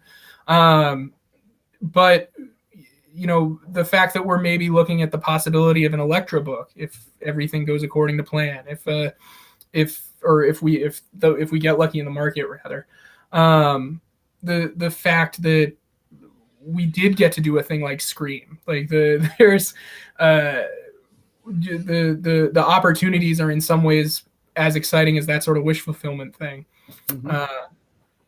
But if non-Marvel characters are open to it too, I wouldn't mind a crack at Batman. Batman's pretty cool. But Jen, it's weirdly, I sometimes don't even think of it in those terms. Because when I was an intern, we had the opportunity to it was when Joe was EIC, and some semesters he would do a lunch with some interns, and we would have it was a pizza lunch where you could ask Joe questions. And I can't remember what the exact question was, but I think it was something along the lines of, why are you still publishing comics if the MCU exists, if the toy lines are what they are, if you've got video games on the way, is this not, like, why haven't you migrated to digital fully? Like, should artists move to digital? That sort of thing. And Joe pointed out that comic books are really the last bastion of American illustration. That everything has moved over to Adobe Illustrator or InDesign, and everything's a graphic now. There are not many industries or businesses where it is an artist with a pencil and a piece of paper or a tablet drawing things by hand. And, growing up, my mom was an illustrator. She had an art degree and she worked in marketing. So I went to a bunch of art museums, and, I love N.C. Wyeth. I love Norman Rockwell, Linendecker. I love all these guys. And so when Joe said that, it kind of clicked for me that, oh yeah, these are all drawn. Like every panel and every character is drawn by hand. So, more than any character or anything like that, getting to see the work come in is maybe the most rewarding part. Like getting to see any artist and literally anyone, because I'm so untalented myself. But no matter what book, everyone tends to pour a little bit of themselves into every page, and that's a special thing to be a part of. And with that, they don't have anything to add to that. So thank you so much for being here. Thank you. Oh my gosh, it was amazing. What a treat to get to see you. Thank you. And please don't cut, because I want to say proper thank you after we're off the feed. Of course. But to all of you, thank you so much for being here. Have a nice weekend. Be kind, be gentle, be decent. Use a mask. Protect people. Wear a mask. Stay safe. That's the most important thing. And see you all on Tuesday with Captain Marvel artist. What's the name of that bastard? Oh yeah, Lee Carpet.